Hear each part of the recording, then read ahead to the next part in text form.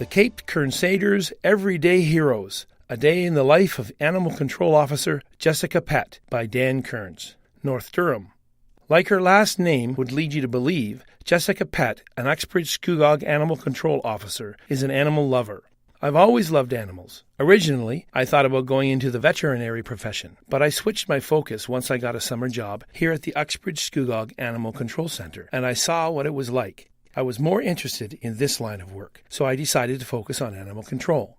She explained to the Standard what her job involves on a day-to-day basis. To start, we always come in and we take care of the animals. Usually, we have more cats than dogs. Sometimes, we will have some small domestic animals like rabbits. We've even had chinchillas before. So, we'll take care of them, we'll clean all of their cages, we'll feed them, medicate any of the animals that need medication. That's what we start with, and once that's all done, it really depends on the calls we get each day. It can vary. We will go out for sick or injured wildlife, so if we get a call about that, we'll go and take care of them. We also deal with complaints under the animal control bylaws, Ms. Pett said. She elaborated on the types of complaints they receive and respond to. Things like excessive barking, dogs running at large. We'll deal with aggressive animals as well. Anything under the animal control bylaw is what we deal with here. There's a few provincial acts that we deal with as well. The Dog Owners Liability Act is one of them. If the Uxbridge Scugog Animal Control Centre receives a complaint about an aggressive dog, there's a certain procedure they follow. If we get a complaint about an aggressive dog acting out towards a person, we go out and we like to talk to the dog owner beforehand. Just explain what the complaint was and let them know how to remedy any violations that have been occurring. We do like to get both sides of the story, Ms. Pett said. And then we do have options to put things like orders to restrain on dogs, and that just puts further restrictions on the dog owner. Public safety is our main concern, so we don't want to take dog aggression lightly, but we don't want to accuse anyone either. She also explained how they deal with injured animal calls. It really depends on what the call is like. The first thing we do when we get a call about a sick or injured animal is we try to get as much information from the caller as possible, and then we'll go out and assess the situation. If we need to, we can take an animal to the vet. We can also bring them to the shelter. It just depends on the call and how severe it is. Ms. Pett noted the Uxbridge Scugog Animal Control Centre works closely with the veterinary clinics in the two townships. They'll do the veterinary work for any of the animals that get put up for adoption. When we get an animal in the shelter, we have to keep them for at least 5 business days before they can go up for adoption, just in case they are someone's animal that they're missing. We want to make sure we can get lost pets home before we put them up for adoption. If they're not claimed, we'll get them into a vet clinic and get their vaccinations done. We'll also get them spayed or neutered if they're old enough, and then we deworm them and we microchip them here. So that all gets done before they get put up for adoption. If there is a lull during the day, Ms. Pett said she spends that time giving the animals at the shelter some attention. We give them lots of attention, lots of socialization.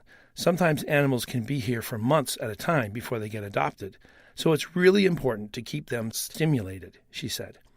Ms. Pett said it can be tough sometimes to see an adopted animal leave the shelter after she has spent a lot of time with it, but added she knows that they are going to a good home, so that makes it worth it. To be an animal control officer, you need to be in good shape, Ms. Pett said. You are dealing with large dogs at times. Sometimes we get calls about livestock, so you do need to be in good physical shape, she said. Sometimes you will have to lift dogs if they are hit by a car, she added. Liking animals is important as well. You definitely need to like animals to be in this line of work. You deal with them every day, so if you didn't like animals, I don't think you would last very long in this type of profession. Ms. Pett also stressed the importance of dog owners licensing their pet. A lot of times people aren't aware that all dogs in the municipality do need to be licensed, and the licenses do help the dogs get home if they ever get lost. With progress continuing on the new animal shelter for Uxbridge Scugog, Ms. Pett said she is hopeful they will be able to be in the new building located at 5500 Lake Ridge Road by spring 2019. We are very excited about that, she said. City approves Strategic Community Improvement Plan. Kawartha Lakes. The Strategic Community Improvement Plan, CIP, for the City of Kawartha Lakes was approved by Council at the August 14th Council meeting. The CIP provides a range of financial incentives that may be used to support aesthetic and functional improvements to commercial, mixed-use, and designated residential properties within the City of Kawartha Lakes. The CIP is an important commitment and investment into our downtowns as our community hubs, said Mayor Andy Letham.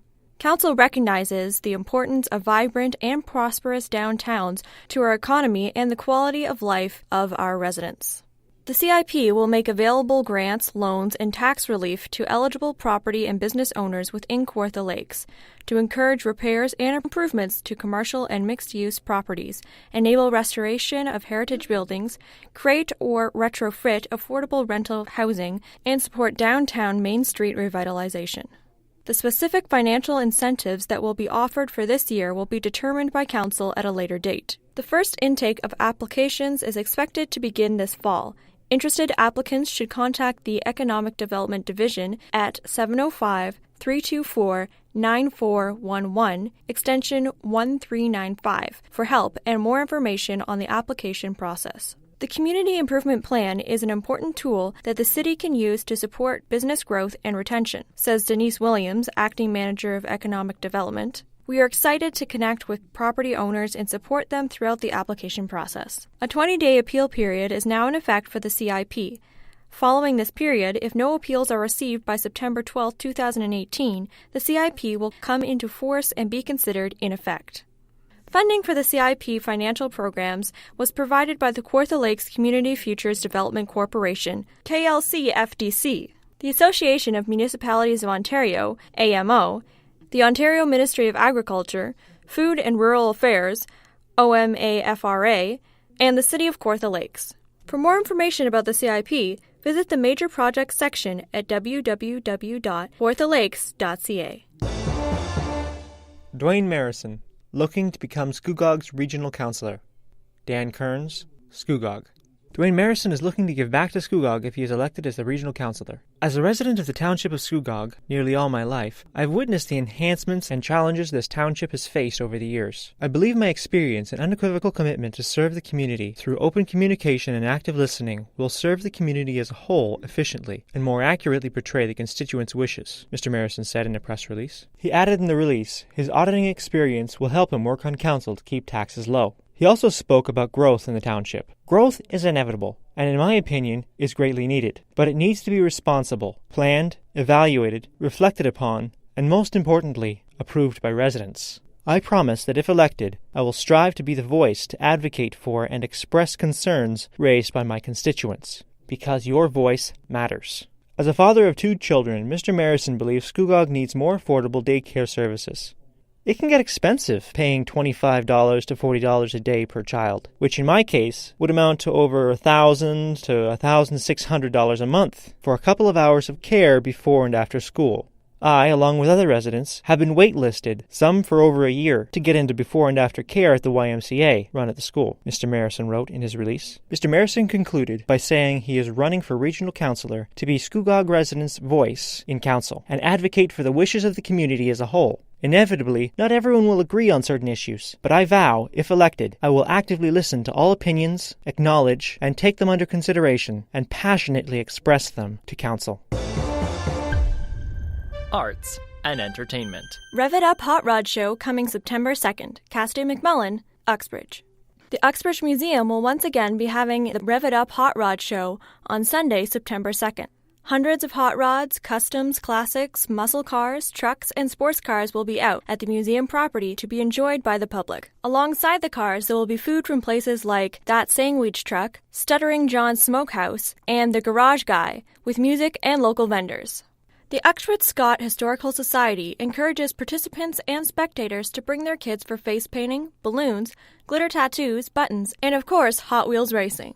Gary Charity, one of the organizers of the event, has a 32-foot-long straight racing track all prepped up for the big day.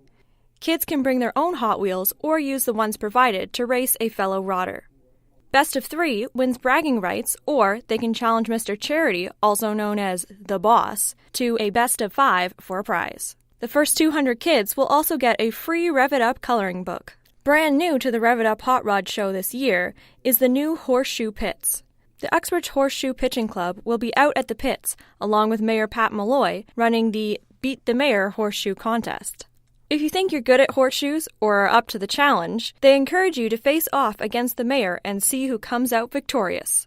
The event takes place at 10 a.m. to 4 p.m., and admission is by donation. If you pay $10 or more, you get entered to win a Mastercraft 3-tier tool cabinet. Tracy Sheldrake and her dad, Mr. Charity, have been running the Rev-it-Up Hot Rod Show for years. Past president of the Uxbridge Historical Society, Brad Bruss, said, but it's only their 3rd year holding it at the Uxbridge Museum. All funds raised from the Rev-it-Up Hot Rod Show go to the Uxbridge Historical Society to support museum improvements and volunteering. Technical foul.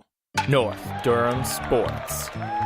Nestleton resident Scott Wilson takes on the Ironman Triathlon and succeeds.